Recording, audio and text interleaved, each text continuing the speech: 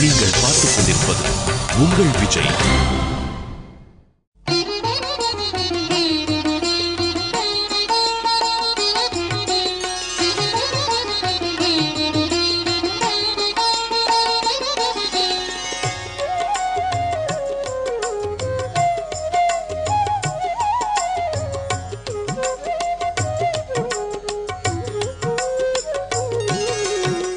रंके समां पाहि रंके समां पाहि रंके समां पाहि रंगप्रभो लक्ष्मीनाथ समारंभां नादयामुनमध्यमाम् अस्मत्आचार्यपर्यन्तां वन्दे गुरुपरम्परां. नमः श्रीरङ्गनाथाय कावेरी मध्यशायिने அர்ச்சாவதார சிரேஷ்டாய சர்வமங்களதாயினே. பகவான பக்தி அப்படின்னு நாம் பண்ணும் பொழுது பாவம் அப்படிங்கிறது அதில் ஒரு பிரதானமான விஷயமா இருக்கு. பாவம் அப்படின்னுட்டா பகவானுக்கும் நமக்கும் என்ன சம்பந்தம்? யோகீஸ்வரர்களாக இருக்கக்கூடியவர்கள், ஞானிகளாக இருக்கக்கூடியவர்கள் பகவான ஹிருதயத்தில் இருக்கக்கூடிய அந்தர்யாமியாக அப்படியே சிந்தனை பண்ணுவா. அப்படி பகவான ஹிருதயத்தில் அந்தர்யாமியாக சிந்தனை பண்ணுறார்களே, அவர்கள் பண்ணக்கூடிய பக்திக்கு சாந்த பாவம் அப்படின்னு பேர். பெரியாழ்வாருங்கிற ஆழ்வார் கண்ணனை தன்னுடைய குழந்தையா நினச்சிண்டே அந்த கிருஷ்ணனை பக்தி பண்ணுறார். தொடர் சங்கிலி கை சலார் பிலாரென துங்கு பொன்மணி ஒளிப்ப படுமும் மத புனல் சோர வாரணம் பையன் நின்றூர்வது போல் உடன் கூடி கிண்கிணி ஆரவாரிப்ப உடன் மணி பறை கரங்க தடந்தாளினை கொண்டு சாங்க பானே தளர் நடை நடவானோ. பாகவதத்தில் கூட சுகபிரமும் கிருஷ்ணன் நடக்கிறதே ஒரு அர்த்த ஸ்லோகத்தில் சொல்லிட்டு போயிட்டார். காலேன அல்பேன ராஜரிஷே ராமகிருஷ்ணஸ்ச கோகுலேனார். இங்கு அழகாக கண்ணனுடைய நடையையும் குட்டி யானையினுடைய நடையையும் கம்பேர் பண்ணி பெரியாழ்வார் அனுபவிக்கிறார். குழந்தை கிருஷ்ணனுடைய விஷமங்கள் எல்லாம் யசோதை கிட்ட போய் புகார் சொல்கிறதா பாடுறார்.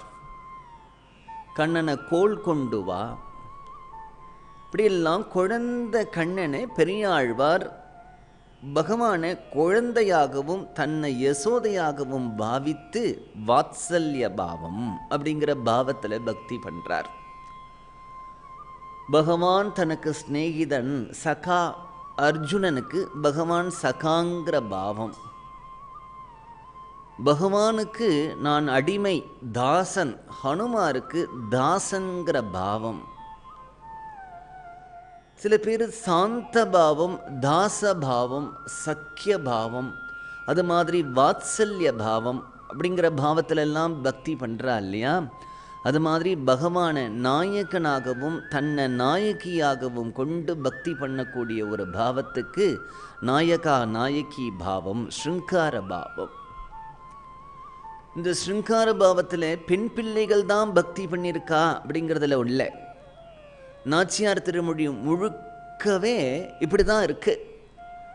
ஆனால் ஆண்டாளுக்கு அது ஸ்வபாவம், பெண் பிள்ளையாக இருக்கிறதுனால முற்றத்தூடு புகுந்து நின் முகம் காட்டி சிற்றிலோடு எங்கள் சிந்தையும் சிதைக்க கிடவையோ கோவிந்தா. எவ்வளவு அழகான பாசுரம். கிருஷ்ணா, நீ வீட்டை கலைச்சேன்னு பார்த்தேன், என் மனசை கலைச்சிட்டு போயிட்டியேடா. முற்றத்தோடு புகுந்து நின் முகம் காட்டி புன்முறுவல் செய்து சிற்றிலோடு எங்கள் சிந்தையும் சிதைக்க கிடவையோ கோவிந்தா. நாச்சியாருடைய அழகான பாவம். பகவானை நாயகனாகவும் தன்னை நாயகியாகவும் கொண்ட ஒரு பாவம். மீராவும் இத்தகைய பாவத்தில் தான் பக்தி பண்ணினா, ஜனாபாய்ங்கிற பக்தையும் இத்தகைய பாவத்தில் தான் பக்தி பண்ணினா. இது ஆச்சரியமில்லை. பெரும்பாலும் இவர்கள் எல்லாம் பெண் பிள்ளைகள். ஆனால் நம்மாழ்வார் இத்தகைய பாவத்தில் பக்தி பண்ணியிருக்கார். திருமங்கி ஆழ்வார் இத்தகைய பாவத்தில் பக்தி பண்ணியிருக்கார். இவர்களெல்லாம் ஆண் பிள்ளைகளாக இருந்த பொழுதிலும் கூட பெருமாளை நாயகனாகவும் தங்களை நாயகியாகவும் வகுளாபர நாயகியாக பாவித்து கொண்டு இவர்கள் பண்ணின பக்தி தான் அழகாக இருக்குது. அதிலிருந்து அவர்கள் என்ன சொல்கிறான்னா, பகவான் ஒத்தந்தான் புருஷன் அப்படிங்கிறது தான் நிர்ணயம், சாஸ்திர நிர்ணயம். சோழ வம்சத்திலே நந்தவர்மன் அப்படிங்கிற ஒரு ராஜா வரா. உறையூர் அப்படிங்கிறது தான் சோழர்களுடைய கேபிட்டலாக இருக்குது. ராஜமகேந்திரன், நந்தவர்மன் இவர்களெல்லாம் சோழ ராஜாக்கள். அந்த ராஜமகேந்திரனுடைய காலத்தை சரித்திர ரீதியாக எடுத்து பார்த்தா 1058 1062 வரைக்கும் ராஜமகேந்திரன் அப்படிங்கிற ராஜா சோழ ராஜாவாக இருந்திருக்கான். கிபி இந்த தர்மவர்மனுடைய பரம்பரையில் வந்த நந்தவர்மன் அப்படிங்கிற ராஜாவுக்கு ரொம்ப நாளாக குழந்தை இல்லை. குழந்தை இல்லைன்னு உடனே பகவானை நோக்கி தபஸ் பண்ணுறான். தனக்கு அழகான ஒரு குழந்தை வேணும், நல்ல குழந்தையாக வேணும். குழந்தை வேணும் அப்படின்னுட்டா நம்ம பகவானை நோக்கி பிரார்த்தனை பண்ணுறதுல ஒரு விசேஷம் இருக்குது. பகவானுடைய கிருபையினால் எது கிடைக்கிறதோ அது உயர்ந்ததாக இருக்கும். பகவானால் வரக்கூடிய ஞானம், பகவானால் வரக்கூடிய படிப்பு, பகவானுடைய வரக்கூடிய ஐஸ்வர்யம் எது இருந்தாலும் உயர்ந்ததாகவும் இருக்கும், சாஸ்வதமாகவும் இருக்கும், மனசுக்கு சந்தோஷத்தை கொடுக்கக்கூடியதாகவும் இருக்கும். குச்சேலருக்கு தனம் சித்திச்சது கிருப்பையினால. கஜேந்திரன் அழகா ஸ்தோத்திரம் பண்ணினான் பகவானை பார்த்து. அத்தகைய ஞானம் பகவானுடைய கிருப்பையினால அவனுக்கு ஏற்பட்டது.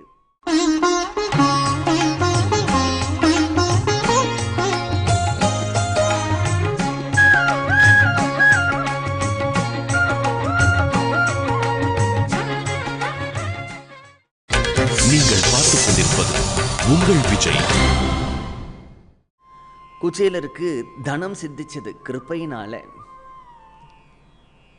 கஜேந்திரன் அழகா ஸ்தோத்திரம் பண்ணினான் பகவானை பார்த்து. அத்தகைய ஞானம் பகவானுடைய கிருப்பையினால அவனுக்கு ஏற்பட்டது. கிருப்பையினால ஏற்படுறது எப்பொழுதுமே ஆனந்தமா இருக்கும், ஆச்சரியமா இருக்கும். அதனால இந்த நந்தவர்மன் அப்படிங்கிற ராஜாவும் பகவானை நோக்கி தபஸ் பண்ணுறான். தனக்கு ஒரு சத்சந்தானம் குழந்தை பிறக்கணும் அப்படின்னுட்டு. குழந்தை பிறக்கணும்னு இவன் தபஸ் பண்ணுறானா. பகவான் என்ன பண்ணுறார் அப்படின்னுட்டா, அந்த ஊரில் ஒரு ஓடை இருக்குது. அந்த ஓடையில் ஒரு தாமரை புஷ்பம் ஆச்சரியமாக மலர்ந்துருக்கு. அந்த தாமரைப்பூ அப்படியே பார்த்தா அதில் ஒரு குழந்தை இருக்குது. அந்த குழந்தையை எடுத்துட்டு வந்து வீட்டில் வளர்க்கிறான். எப்படி பெரியாழ்வாருக்கு நம்முடைய ஆண்டாள் கிடைத்தாலோ. ஆண்டாளும் பெரியாழ்வாருக்கு விஷ்ணு சித்தருக்கு பிறக்கலையே. அவர் நித்திய நந்தவன கைங்கரியம் பண்ணிட்டு இருக்கும் பொழுது ஒரு நாள் ஆடி மாதம் பூர நட்சத்திரத்தில் அந்த நந்தவனத்தில் சின்ன பெண்ணா பார்த்த அவளை ஒரு குழந்தையா பார்த்து தான் வீட்டுக்கு எடுத்துட்டு வந்து கோதைன்னு பேர் வைத்து வளர்க்கிறார். அப்படிங்கிறது தான் ஆண்டாளுடைய சரித்திரம். சாக்ஷாத்து ராமச்சந்திரனை கல்யாணம் பண்ணிட்ட சீதாதேவி கூட ஜனகருக்கு பிறக்கலை. யாகத்துக்காக தங்க கலப்பையினால யக்ஞ பூமியை உழும்பொழுது அதிலிருந்து ஒரு பெட்டியிலிருந்து சீத்தையானவள் கண்டெடுக்கப்பட்டாள். அப்படிங்கிறது தான் சரித்திரம். பெரும்பாலும் பிராட்டி அப்படிதான் வரா. அது மாதிரி கமலவல்லி கமலத்திலிருந்து தோன்றினதுனால அவளை கமலவல்லின்னு பெயர் வைத்து அந்த ராஜா ரொம்ப செல்லமாக அந்த குழந்தைய வளர்த்துட்டு வரான். ரொம்ப அழகாக இருக்கா அவள் பார்க்கறதுக்கு. மகாலட்சுமி தான் அவள் பிறந்திருக்கா. அப்படி இன்றைக்கு ஜீயபுரம்ங்கிற இடம் இருக்கே, அந்த ஜீயபுரத்தில் இருக்கக்கூடிய காடுகளில் தான் நித்திய ரங்கநாதர் குதிரையில் ஏறி வேட்டைக்கு வருவார். குதிரை நம்பிரான் அப்படிங்கிறதுல ஏறி ரங்கநாதர் தினமும் வேட்டைக்கு வரும் பொழுது அங்கே பலாச தீர்த்தம்ங்கிற ஒரு தீர்த்தம் இருக்குது. அந்த தீர்த்த கரையில் ரங்கநாதர் வேட்டை ஆடி அந்த களைப்பெல்லாம் போக்கி அந்த தீர்த்தங்கள்னால கைகால்கள்லாம் அலம்பி சுத்தம் பண்ணி அங்கே சித்த நாடி தங்கி இப்படி பத்தி உலாத்திட்டு தினமும் ரங்கநாதர் அங்கே வேட்டையாடி போய் வரத வரத வரத இந்த கமலவல்லி நாச்சியார் பார்க்கிறா. பார்க்காத பகவான் மேலேயே மீராவுக்கு பக்தி வந்துடுத்தே, காதல் வந்துடுத்தே. அப்படித்தானே ஜனாபாய்க்கும். அப்பொழுது இந்த பெருமாள் வேட்டையாடுற ரீதியிலே இந்த ஜீயபுர பக்கத்தில் இருக்கக்கூடிய காடுகளில் ரங்கநாதனுடைய அழகே அத்தகைய அழகு.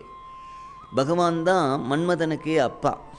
மன்மதனே அவ்வளவு அழகு, யாரை பார்த்தாலும் மன்மதன் மாதிரி அழகு, மன்மதன் மாதிரி அழகுன்னு நாம் சொல்லிட்டு இருந்தால் அந்த மன்மதனுடைய அப்பாவான வாசுதேவன் எத்தனை அழகாக இருப்பான் நாராயணன்.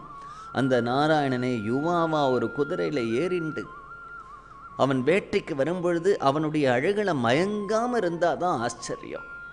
கமலவல்லி நாச்சியாருக்கு பெருமாளை பார்த்து பார்த்து பார்த்து பெருமாள் மேலே மையல் கொண்டு அந்த பெருமாளையே கல்யாணம் பண்ணிக்கணும் அப்படிங்கிற ஆசை வந்துடுத்தோ.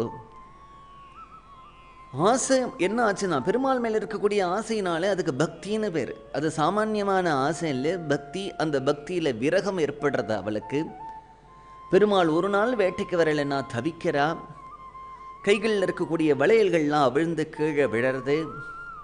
நாளுக்கு நாள் மெலிந்து இருக்கான். என்ன காரணம்னே தெரியலை. ஒரு நாள் நந்தவர்மன் பார்க்கிறான், அருமையாக பிறந்த ஒரு குழந்தையாச்சே, குழந்தை இல்லைன்னு தபஸ் இருந்து கிடைச்ச ஒரு குழந்தை. இந்த குழந்தை நாள் ஆக ஆக அழகாக ஆகும்னு பார்த்தா அழகாக இருக்கிற குழந்தை சரியாக சாப்பிட்றதில்லை, தூங்கிறதில்லை, உடம்பெல்லாம் வெளுத்து போயிடுத்து, கைகளில் இருக்கக்கூடிய வளையல்கள் எல்லாம் அவிழ்ந்து கீழே விழறது. என்ன ஆச்சு இவளுக்கு அப்படின்னு இருக்கும் பொழுது அந்த கமலவல்லியுடைய தோழிகள் எல்லாம் சொல்கிறா, இங்கே வேட்டையாடுறதுக்கு ஒருத்தர் வரார், அவர் மேலே மையல் கொண்டிருக்கா. ராஜா விசாரிக்கிறான், வேட்டையாடுறது யாரு அப்படின்னுட்டா பெரிய பெருமாள் ரங்கநாதன் தான் தினமும் வேட்டைக்கு வரான் அப்படின்னு தெரியறது. ரங்கநாதன் தான் வேட்டைக்கு வரான்னு தெரிஞ்ச உடனே பெருமாள்கிட்ட போய் நந்திவர்மன் பிரார்த்தனை பண்ணுறான். அந்த ராஜா நந்தவர்மன், சுவாமி இது என்னது, தினமும் தேவரீர் ஜீயபுரத்தில் இருக்கக்கூடிய காடுகளில் அந்த பலாச தீர்த்தக்கரையில் வேட்டைக்கு வரும்பொழுது நான் செல்லமாக தபசிருந்து உம்முடைய அனுகிரகத்தினால பிறந்த இந்த பெண் குழந்தையான கமலவல்லி உம் மீது மோகம் கொண்டிருக்கா. நான் பேசி பார்த்ததில் உம்மையே அவள் விவாகம் பண்ணிக்கணும்னு ஆசைப்படுறா. இந்த விஷயத்தில் எனக்கு என்ன பண்ணுறதுன்னு தெரியலை, நீர் தான் இதுக்கு ஒரு வழியை சொல்லணும் அப்படின்னு தினமும் பகவான் பிரார்த்தனை பண்ணிட்டு இருக்கான். எப்படி பெருமாளுக்கு கல்யாணம் பண்ணி கொடுக்கறது? வேட்டைக்கு வராரு, அவள் கண்ணுக்கு தெரியறது, பிரத்தியார் கண்ணுக்கு தெரியாது. எப்படி கல்யாணம் பண்ணி கொடுக்கறதுன்னு தெரியலை. பெருமாள் அவனுடைய சொப்பனத்தில் வந்து சொல்கிறார், ஒரு நாளை குறித்து அந்த நாளில் சீதனங்கள் எல்லாம் பண்ணி உன்னுடைய பெண்ணை எப்படி ஒரு கணவன் இருக்கக்கூடிய அந்த கல்யாண வீட்டுக்கு அழைத்துண்டு வருவையோ அப்படி அழைத்துண்டு வா அப்படின்னு சொல்ல கமலவல்லி நாச்சியாருக்கு அழகாக ஆபரணங்கள்லாம் கன்யாம் கனகசம்பன்னாம்னு பலவிதமான பூஷணங்கள் எல்லாம் அவளுக்கு போட்டு அலங்காரம் பண்ணி பல செடிமார்கள் கூட வர சீதனங்கள் எல்லாம் நிறையா பண்ணி நிறையா பாத்திரங்கள் அது இதுன்னு எல்லாம் எடுத்துண்டு மங்கள வாத்தியங்கள் முழங்க முன்னாடி வேத பாராயணங்கள் எல்லாம் போக அந்த பக்கத்தில் இருக்கக்கூடிய ராஜதானியான உறையூர் அப்படிங்கிற ஊரில் இருந்து அந்த நந்தவர்மன்கிற ராஜா தன்னுடைய பெண் குழந்தையும் அழைத்து கொண்டு பல்லக்கில் கிளம்பி இந்த ஸ்ரீரங்கம் அப்படிங்கிற க்ஷேத்திரத்துக்கு வரான். க்ஷேத்திரத்தில் வந்து பெருமாள் தானே சொப்பனத்தில் நியமிச்சிருக்கார், என்ன நடக்கிறதுன்னு பார்க்கலாம் அப்படின்னுட்டு அப்படியே இந்த கருட மண்டபம் தாண்டி சந்தன மண்டபம் தாண்டி உள்ளே வந்தால் என்னாச்சுன்னா அந்த கமலவல்லி நாச்சியார் அப்படியே பெருமாளை பார்த்துட்டு நிற்கிறா. அப்படியே திடம்னு மறைஞ்சு போனால் ஒரு ஜோதியாக போய் அது மின்னல் பிழம்பு அப்படிங்கிறார். மின்னல் பிழம்பா போய் பெருமாளுடைய திருமேனியில் அப்படியே கலந்துட்டா. ரொம்ப சந்தோஷப்பட்டா ராஜா, தன்னுடைய பெண்ணுக்கு இத்தகைய ஒரு பாக்கியம் கிடைச்சதே அப்படிங்கிறதுனால. அதனால் அந்த பெருமாளுக்கு நிறையா சீதனங்கள் பண்ணினானாம். 360 களம் அதை அமுது பண்ணுறபடி தங்க அமுது படியெல்லாம் பண்ணினானாம் பகவானுக்கு.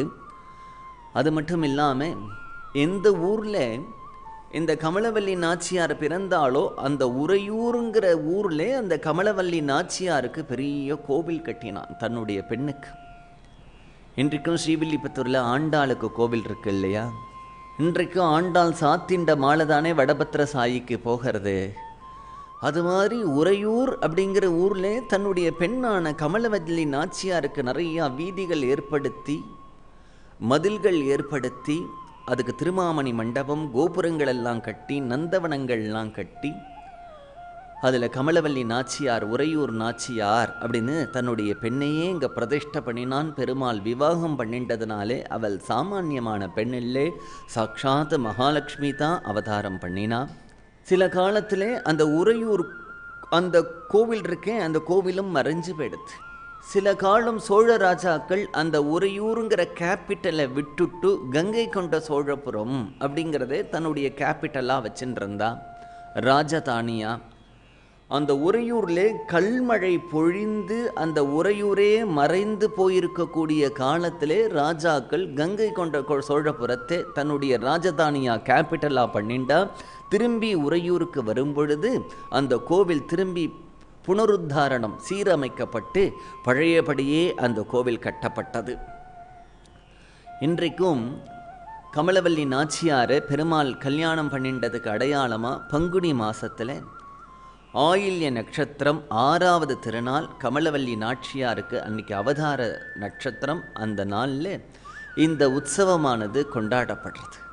ஸ்ரீரங்கம் அப்படிங்கிற க்ஷேத்திரத்தில் போனால், அந்த மீதி ஒவ்வொரு க்ஷேத்திரத்தில் போனால் சில பேர் அங்கே உட்காந்துட்டு அந்த க்ஷேத்திரத்தில் நிறையா ஜபம் பண்ணுவா, தியானம் பண்ணுவா, கண்ணை முடிப்பா, ஏதாவது பாராயணம் பண்ணிகிட்டே இருப்பா. ஆனால் ஸ்ரீரங்கத்துக்கு மட்டும் அது அவசியமே இல்லை. ஏன் அவசியம் இல்லைன்னா, ஸ்ரீரங்கத்தில் போய் நீ ஜபம் பண்ண வேண்டாம், ஸ்ரீரங்கத்தில் போய் தியானம் பண்ண வேண்டாம், ஸ்ரீரங்கத்தில் போய் ஏதாவது புஸ்தகத்தை வச்சு பண்ணினா நஷ்டம். நீ அங்கே போய் அதெல்லாம் பண்ண வேண்டாம். அங்கே போனியானால் ஒன்றே ஒன்று தான், நீ என்ன அப்படின்னா கண்குளிர பகவானுடைய உற்சவாதிகள் எல்லாம் பார்க்கணும்.